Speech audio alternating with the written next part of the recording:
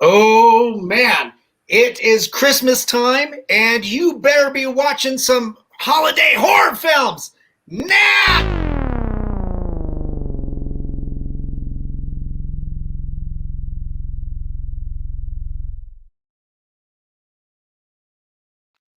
This is COFOH Live Undead. I am your host, Daniel Crosier, and we are joined by the dynamic Lilith Stabs.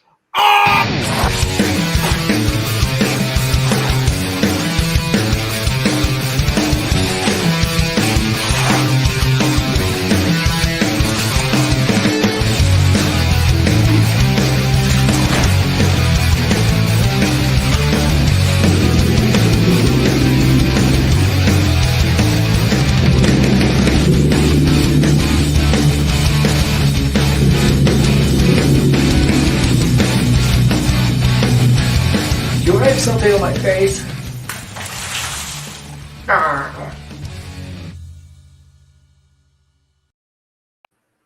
Lilith, how are you? I'm doing good this evening. How are you? Good. Thanks for joining us tonight. We greatly appreciate it. Thank you for having me. Yeah, Lilith, tell us a little bit about yourself. You know, who you are, where you came from, and how you got into filmmaking. Well, I came mostly from Atlanta, but I've lived in LA a few different times now. And currently, where I am located is Los Angeles. And I got into the B horror stuff when it was the late 90s. I attended a convention or two and thought, yeah, I'd like to do this. So I just kind of networked some at the conventions, and that's how I got into it. And Nice. I had wanted to be in a comic book and some movies, and that's what I set out to do, and I did it. Nice. Oh, that's awesome. Did you grow up having a love for B films and horror comedies and horror sci-fis, or yeah? Yeah, I did. I enjoyed the horror movies all through my life, really. Yeah. And I mean, I wanted to be an actress when I was like 5, but my parents weren't really supportive of that. They were like military people, and, Oh, okay. entertainment stuff wasn't their thing. So I figured I'll just have to deal with it later and do something. And I didn't live in Hollywood at the time. So doing the conventions and going that route really helped. Nice. Yeah.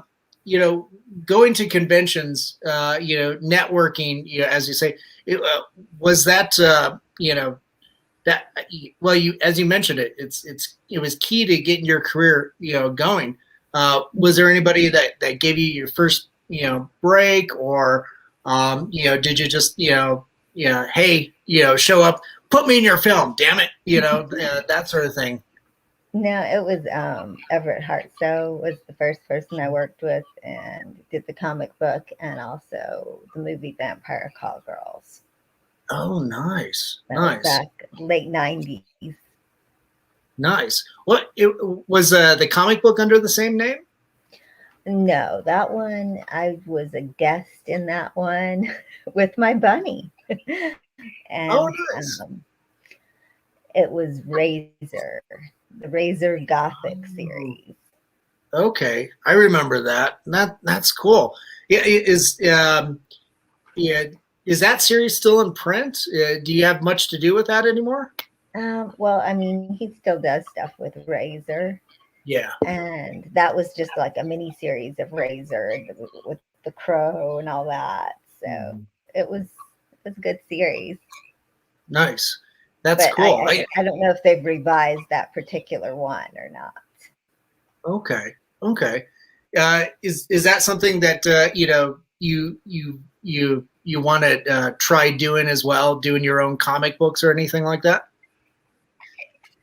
I did try to do that, and that was years ago. But something weird happened. That was with another artist Okay. that I had worked with, Bob Hobbs. He's done some artwork of me, and we actually went through some company, and the company like ripped a bunch of other people off. So Oh I guess no. one of those Oh, things. Luckily, we oh. didn't have any money involved in any way. So, Okay. but yeah, there was a few different times of trying like that with comic book stuff, and never Yeah. really did particularly my own. There was another Okay. one I was featured in a few different times, and yeah. So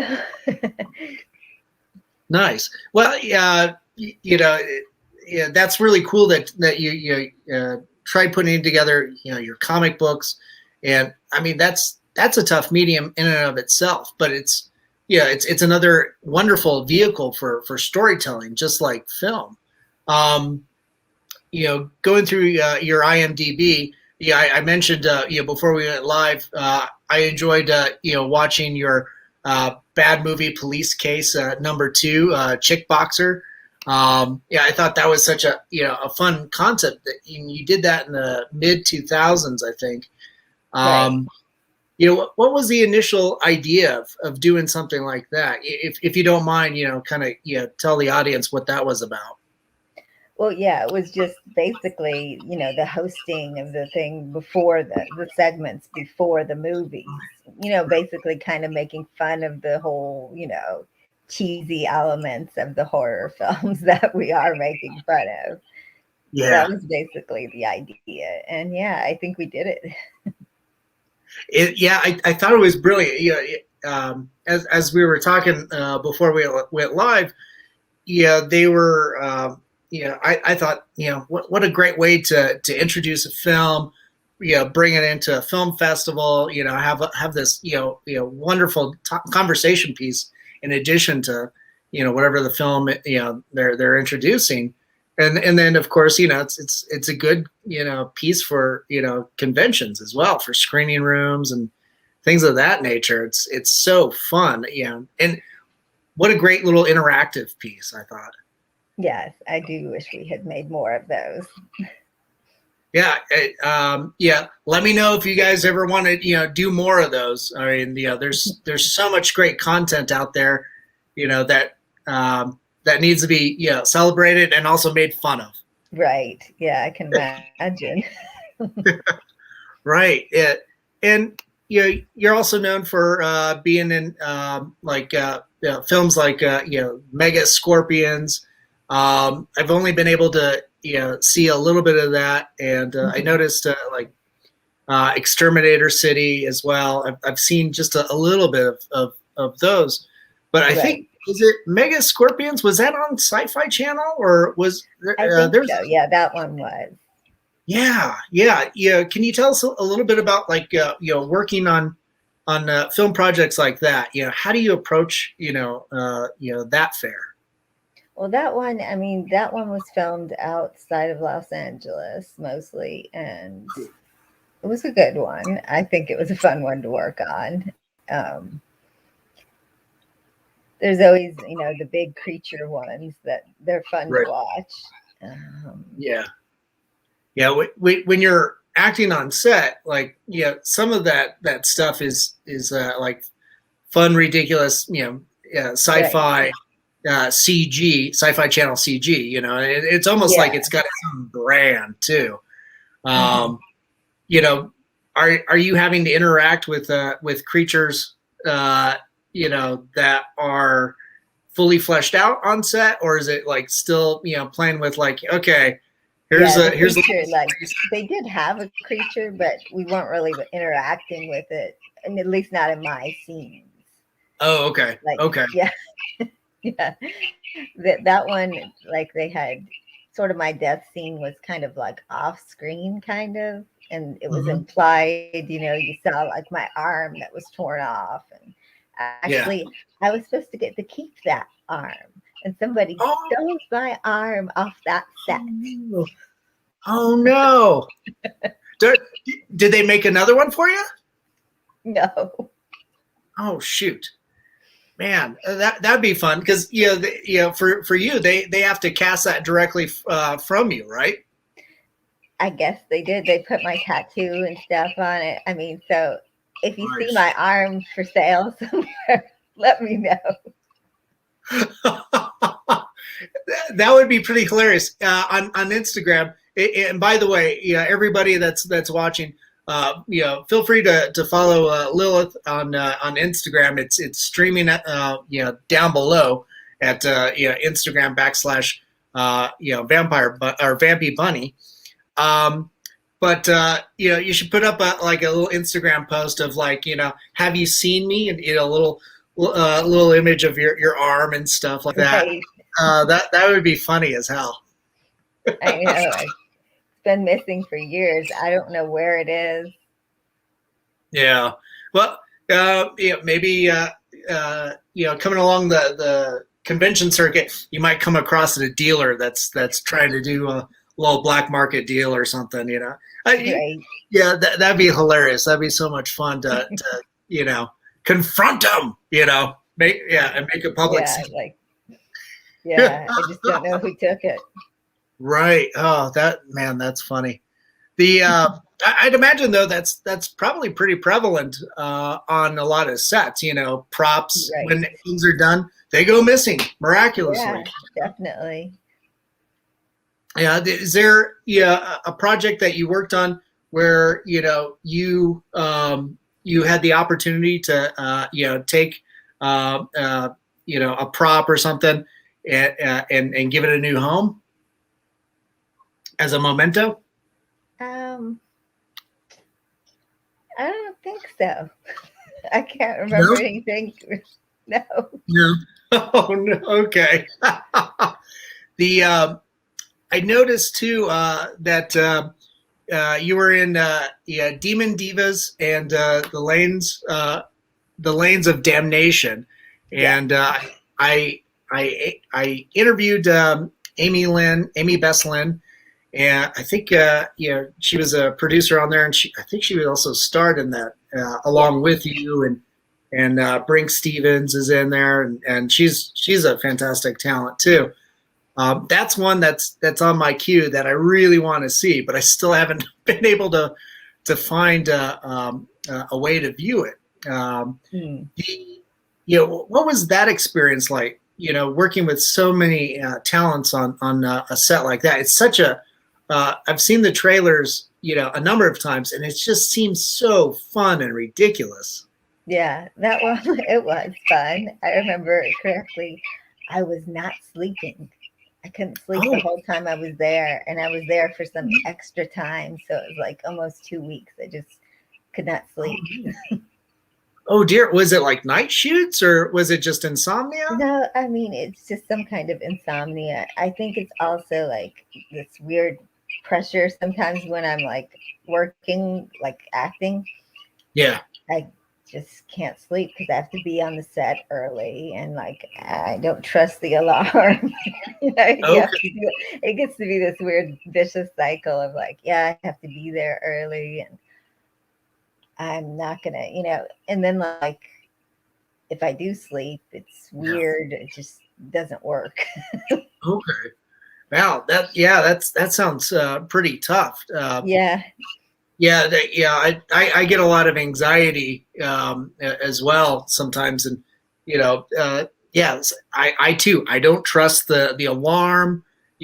Somehow if I'm able to get any sleep, I'm still up like an hour before the alarm goes off, and really just kind of hating myself, Right. until I show up to the gig or onto set, and I'm ready to go.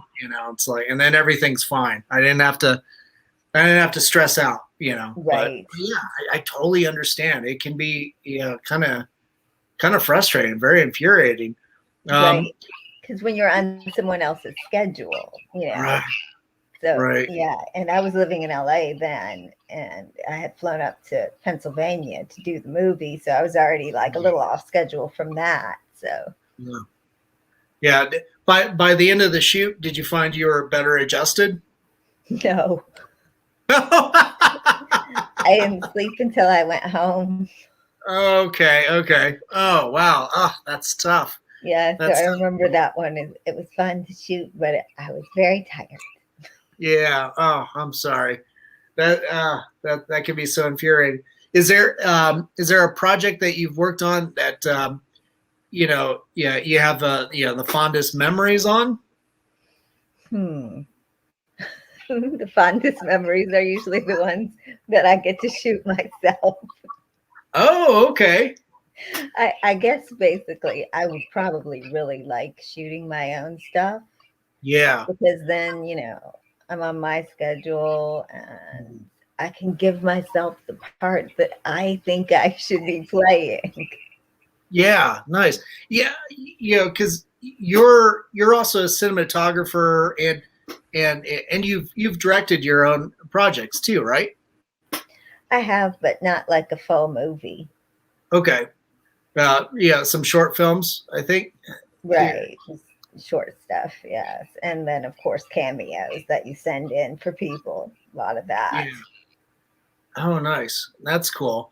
Yeah, I see you've got like Space Chase is coming up. That's a short film. Yeah, it looks like you're voicing the computer on that one. Is Right. that what? Computer or hologram or, yeah, computer hologram maybe is what it is. Yeah. Nice. That's cool. Yeah. You didn't direct that one, did you? No, that was Jason LaCoure, Hocus Oh, cool. Pocus, Hocus Pocus. I'm not saying it right, but yeah, he's the one with the Cult Goddess magazine. And Nice. Nice. That's cool. The yeah, with your projects, are you currently writing a feature film or a new project for yourself? well, I want to. I'm just kind of deciding which way to turn next because I mean, right now I've also got two different films that I've been asked to do, which I don't like to actually really say until they happen because I've learned, in interviews, you'll say you got this, and then the person never comes through and does it. One is in LA, and I think one is possibly in Atlanta. Okay. So cool. Those are upcoming ones that haven't really, yeah, they haven't gelled yet. They haven't come to fruition. Yeah. No, totally. Yeah. But when you're working on your own project that you've written and you're passionate about, what's the process for that? Creatively, how do you attempt that? You've got to get that script and then go to commerce, go get the financing and stuff. Right. It can be such a daunting thing because it's such a huge undertaking, right?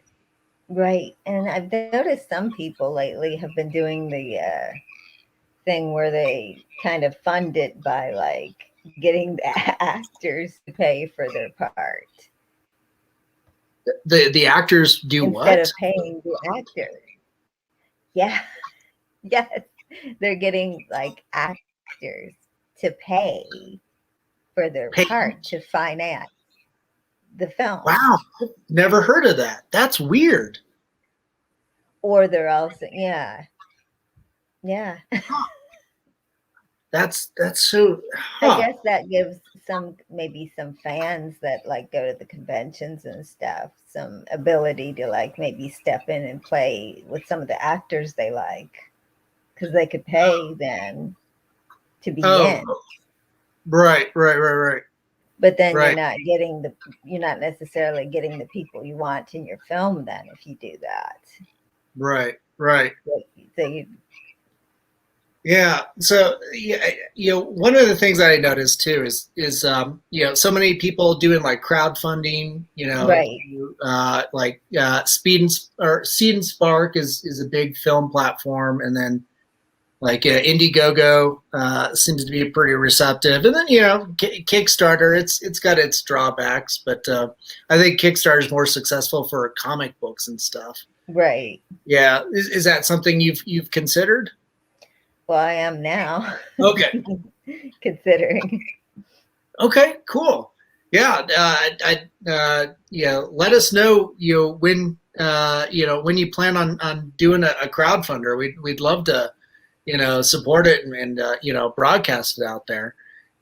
when you're looking for roles, in films, what is it that really grabs your attention? Are you looking to play villains, or the heroines, the final girl, which is such a big thing in I horror? I don't mind the villain roles. Those are fun. Yeah. Yeah. And I mean, but then it doesn't always have to be that either. Mhm. I'm fine with playing one of the other types of roles too. So, yeah, I mean, I guess it's just, I don't know, I'm open to all different roles. Okay. Okay. You like to stay flexible. Yes. Nice. The with that, when you get a role, and you've got the script, is do you have a method that you go through in trying to define what the character is? Is it a lot of meetings and conversations with the director? Or I mean, I'm sure each project is different. Right. Well, yeah, I listen to obviously what they want it to Mhm. be, and then I just kind of go with it. And, Mhm. a lot Yeah. of times I've been able to do my own wardrobe and stuff, which I like to do because Oh, I cool. just, I enjoy Nice. doing that. So that's always nice for me. And yeah, I think almost all my films have been my own wardrobe, except for the Demon Divas. That one was Oh, not. They did wardrobe for that. nice. Okay, cool. Cool. That yeah. Was that a lot of fun for you then, to have somebody come in and it's like, nope, this is what the character looks like? Or well, I guess Well, I I guess mean, you were, they told me about it before I even got there. So I do that. I didn't really have to do that part, but okay. yeah. Okay, that's cool. The yeah, and you do have a nice distinct look, because you've got, I always know you from the highlights, and the hair, and then the dark, that comes with it too. But if you go to your Instagram, I love it following you, because you're posting all kinds of like new images. I'm just like, holy crap, it's like, are you also like your own like a fashion designer as well? Because it's all these new looks just constantly coming at you. You seem Yeah. very Well, I mean, prolific. I enjoy that part of it. Like the whole, I do different things. Like I go to a lot of photo shoots and Cool. stuff. I've been doing stuff like that, pinup stuff as well. Mhm. So I That's enjoy cool. that. Yeah. Nice. That's fun. Yeah. Do you find that well, with you, uh, you know, being able to bring your own wardrobe and everything onto set, and define your character's looks in films, it seems like it just translates pretty well into your photography work as well. Yes. Yes. I like to work both sides of the camera, definitely. Nice. Yeah. When working on your own projects too, if you're behind the camera working with other actors, uh, what's the most common thing that you're looking for, with working with talents on the other end of the camera? Well, I'm pretty much, willing to work with whoever, even if someone doesn't like me. Oh, okay. But yeah, I mean, that's fine with me. I have no issues with it. I'll work with whoever. Um, I know that there's a few people that don't like me and don't want to work with me. Oh, how can they not? You're fun. Yeah, I don't know. It's just gotten back to me some, and Okay. okay. Do yeah. Well, working on a film though, I'm sure. Do you have to be, kind of like the drill sergeant? It's like, hey, limited time, limited budget. Let's go. We got to pop. Like some films, they like don't do enough takes and stuff, and I'm like, wow, this is because they're, limited budget and they're trying to get through it and they have a lot to do. And I understand that's what they're doing. And then some people you work with, and like they're taking it, they're doing it right. They're taking it from each angle, doing another take, doing one from the back, one from the front, sides, Yeah. So I like it when they do the extra takes, because then, in editing, they're going to have a lot more to work with. Right. And the whole film should come out better then, provided they have a decent editor. Right. The with that too, that's as an actress too, that's got to be a lot more comforting when you're able to do that. It's like, okay, good. Yeah, you got all these elements, all these different ingredients to make that souffle that is the film, right? Right. And also, I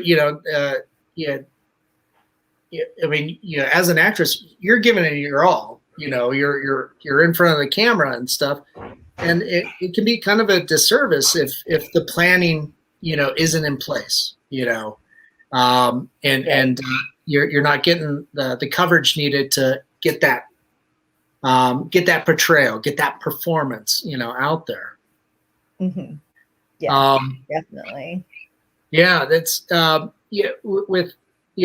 especially with like smaller budgeted projects and stuff. Yeah, I'd imagine the most effective and thorough thing to do is just plan. Right. Do you ever find yourself, obviously you're doing that with your film projects, but do you find that that you're participating in that aspect as well on other people's projects? Sometimes just by suggesting certain things to them, and you see that they do realize you're right about that, and they kind of go with it that way. Yeah, that's cool. Yeah, so a lot of collaboration. That and planning kind of go a long way. Indeed. When you're on set in front of the camera too, do you find that the directors that you're working with, do they allow you to kind of work a little bit more with the material, or it's like, hey, I've got a different take, can I try this, or is it pretty much stick to the script? I think most of them do. I mean, I've heard that there's people that are very stick with the script, but I haven't really had that happen. Oh, cool. Good. Nice. That's fun. The now, kind of going back, you said you were a fan of horror films and things growing up. What is your biggest influence? Like what's a film or a project that really kind of stuck with you? It's like, yeah, I want to do something like that. Well, the biggest one, and it's going to be funny because when I was like little, and I said when I was about 5, I used to watch Bewitched. Oh, cool! Because it was about a witch, and so that's what kind of got me in the whole horror thing, even though it's not scary, Right. He was a witch and got to play a witch, and I liked that. And that's where I originally got the idea that I wanted to do stuff like that. Nice. That's cool. Yeah, I love horror comedies. They're that and B movies are my favorite genre. Bewitched, is such a great example. I didn't really, think about that, but yeah, back in, what was it? Was it late 60s into the early 70s? I mean, a lot of prime time, you didn't see a lot of that until you saw like Addams Family and the Munsters, and maybe those are the three, sitcoms that kind of hovered around that. I remember growing up with the Addams Family, and with Gomez and Morticia, and so Bewitched is so appropriate. Have you ever thought about attempting to do more television, like something like Bewitched? I would love to, but then I think the thing is I'd have to have a legitimate agent because Okay. they're the ones that have to get you the work. And Right. I guess like really getting somebody that's willing to work with you, Hmm. even though you're, like you mentioned, the look and stuff. They like to work with people that are like very commercial most of the time. And so I don't mind the whole typecasting thing. I would Okay. rather play certain types of parts. Yeah. Fine with me. And if I could find a legitimate agent that would work with me as me, Okay. then Yeah. yeah. Yeah. Well, and you, with the name Lilith Stabs. I mean, it really strikes home. Who you are, as a an actress, and that type of presence and the look and everything. Because I can't help but think of like Lily Munster. I think that something along those lines would be a lot of fun. But yeah, that's so much fun. So right now, but right now you've got your agent, or are you self-represented? Self-represented. Wow, man, you are doing everything, aren't you? Yes. Yeah, you're a bit of a tour de force in that sense. The because you guys self-represent, do your own marketing. You're doing all these wonderful photo shoots and creating your own content, as well as being featured in other films. What's the toughest part to to juggle out of all of that, do you think? I think, well, I mean, as you mentioned, the photo shoots, like the thing with me is I'm always seeing places constantly. I got to shoot here. I got to shoot here. I got to shoot here. Right. It's like I could get in an accident when I'm driving because I see these places Ooh. I need to shoot, but I don't get in an accident. Yeah. But yeah, I'm a very safe driver. Okay. But yeah, like just Good. getting enough time and someone to shoot at these places, get all that done. I mean, it's just constant with me. I always want to shoot like weekly, several times a week if possible. Wow. Nice. Yeah, I try to stay busy. Recently, I've been in a few different pinup magazines, so Cool. I enjoy doing those. I've done like 4 or 5 of them the last couple months. And that's a new thing that I just started doing. Obviously, I've been in magazines in the past, but this is a whole different little genre. Nice. That's so cool. The with that too, like kind of going back to like storytelling, comic books, and that sort of thing. Do you ever see yourself revisiting comics, or even doing like illustrated pinups or anything? Oh, I'd like to. Yeah. I mean, I was in a comic book recently too, a couple of them the last couple of years. A friend of mine that is Circus Envy, I was in his comic book, and I was in another one Everett had done, Everett Hart. So this one Cool. was Devil Bitch. Devil Bitch, nice. That in and of itself sounds like a movie. Just the title. Could be. Oh, yeah, fantastic. Here's hoping. We can only hope, right? Nice. Well, make sure you talk him into doing Devil Bitch as a feature film. Yeah. I know you mentioned that you've got a couple films that you're waiting on confirmation. During the pandemic, have you been able to shoot a film or feature film or shorts? A couple of things. Well, that one that you mentioned, where I play the computer, that one was one of those that was a short, and I filmed like my own computer part. Oh, nice. And then I also was in Sean Phillips, what's it called? Oh, The Amityville Karen. Karen? Yeah. Yeah, I think, So, who was that?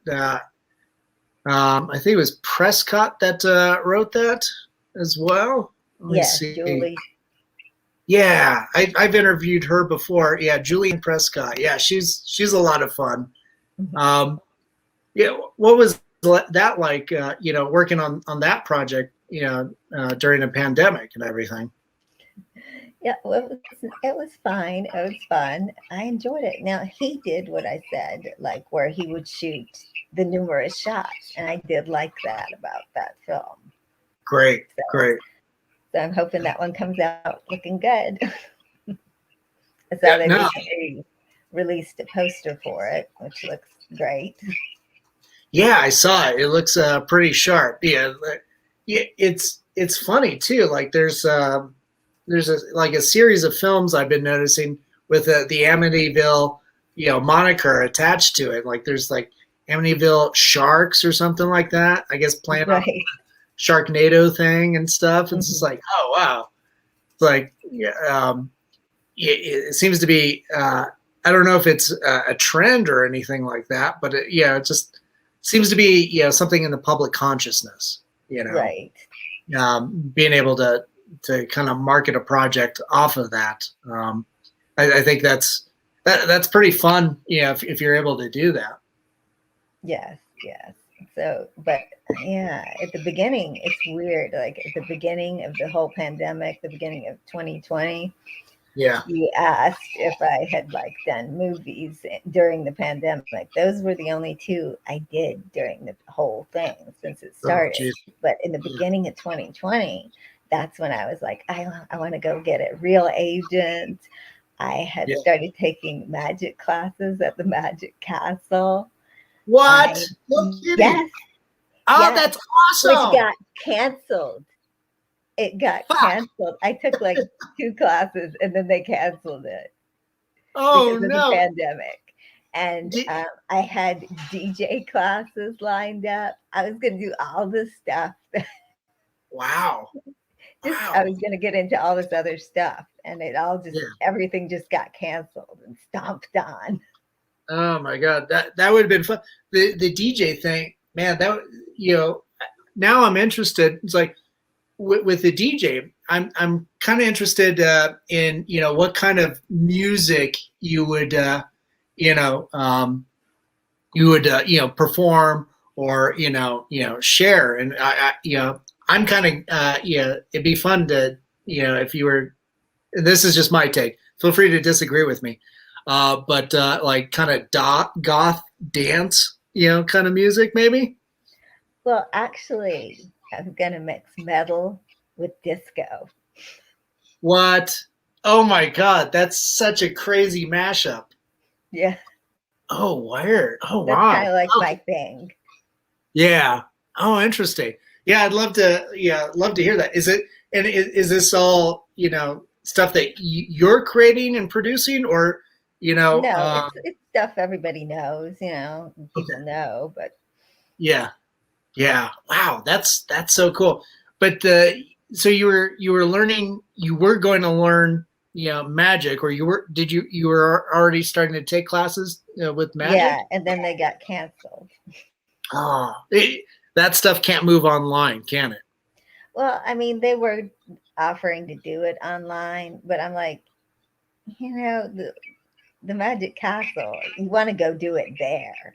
You don't want to just like watch it on online and do it. That takes the Yeah. whole element of being able to do it there Yeah. because it's Yeah. like, this world famous place and you want to go there and do that. Right. Right. With things slowly kind of reopening. I mean, you mentioned how nutso it is out in LA right now with the holidays and holiday traffic, and people, kind of coming out from being cooped up for 2 years. Right. Are you able to, re-enroll in those in-person classes again? I probably could at this stage, but I haven't really checked into that. What I might just do is do the DJ stuff, but kind of concentrate more on learning what I want to learn about it online, I guess, because that one you don't have to really go unless you're wanting a particular person to show you. You don't really have to go somewhere to do that. Yeah. Yeah. Well, man, that's cool. Yeah. Let us know when you're able to do the magic classes, because man, that sounds like so much fun. Well, what I wanted to do with it was I wanted to, since rabbits are already known, for being in magic, I wanted to take them and incorporate them into tricks they're not normally in. Oh, okay. I have the 2 bunnies, Yeah. Oh, that's right. What are their names? Phoenix and Roxy. Oh, that's so sweet. We, my girlfriend and I, we've got a bunch of, rabbits that live out in our backyard and everything, and we're constantly leaving like apples and stuff out there, and they're even during the winter, because things are warming up and everything so much. We've got a bunch of squirrels too. They never hibernate now. Nothing seems to hibernate around here anymore. So they just get bigger and fatter, it seems like. Rabbits, they love apples. Oh yeah, they really do.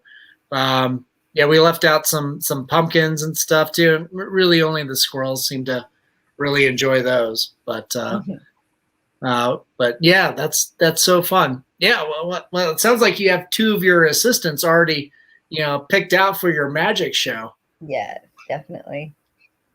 Would that be something that you'd like to incorporate in your film work? Because especially in horror, you've got stuff like Lord of Illusions, things of those natures, that really play into the supernatural and all that jazz. Right. That'd be pretty fun to kind of play around with. Right. Yeah. At least in one film, right? Right. Most definitely. Or a series. Or the DJ thing too. I mean, well, that too, yes. You could probably do both, actually, DJ and 2 magic tricks all in the same act. That'd be hilarious. Right. You provide your own disco metal, soundtrack while pulling, rabbits out of a hat or something different, I suppose. Right. With things slowly opening up, are you making any appearances at horror conventions or anything like that? Not yet, but I hope to in 2022. Yeah. Gonna try to reincorporate the new things I want to do in this coming new year. Hopefully things aren't getting too bad again out there. I don't know. Right. The news. It's like, oh, now this is here and this is going to be bad. Right. Yeah, it's pretty infuriating. We were able to have our first convention back in September here in Denver, and everybody's masked for the most part, very social distance and everything, but still had an amazing turnout, and it was a lot of fun. So you see a number of other conventions doing similar type of events, and it's you're like, wow, it's so painstaking. But I think we're all kind of learning a new way of how to do cool things and congregate in public over things that we love. Right. Yeah. Hopefully we can just continue doing that. Oh, I thought that was me.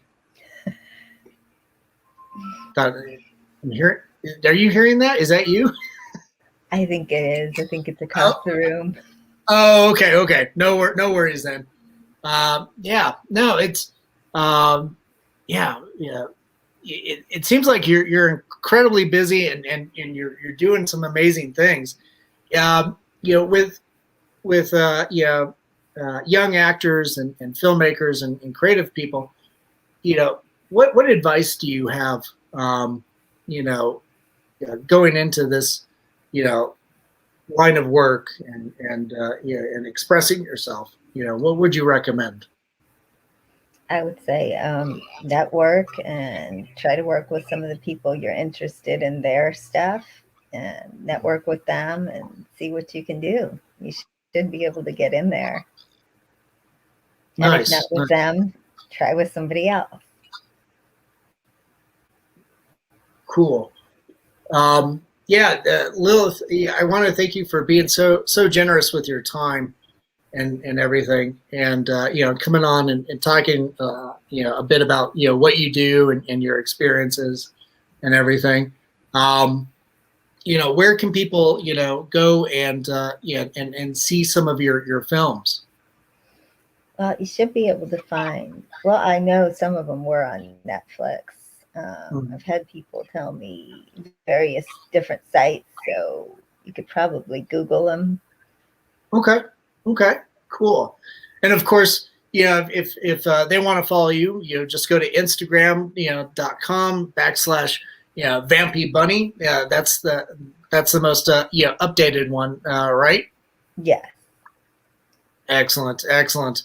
Lilith, thanks again for coming on and chatting with me. It's always good to connect with new people that I haven't met.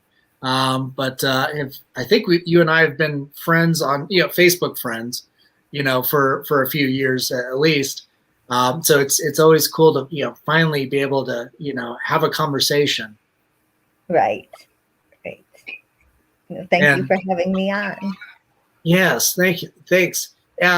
Stick around for a few minutes while we sign off. But for everybody, you tuned in. Make sure to go and follow Lilith and go seek out her films and support independent art.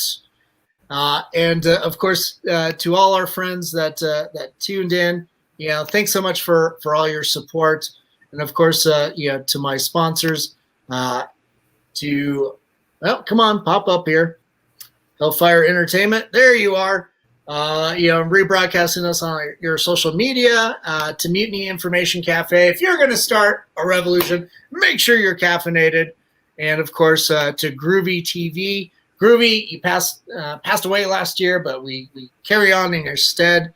And to Alien Donut Films, Bill and Angela, thanks so much for all your support.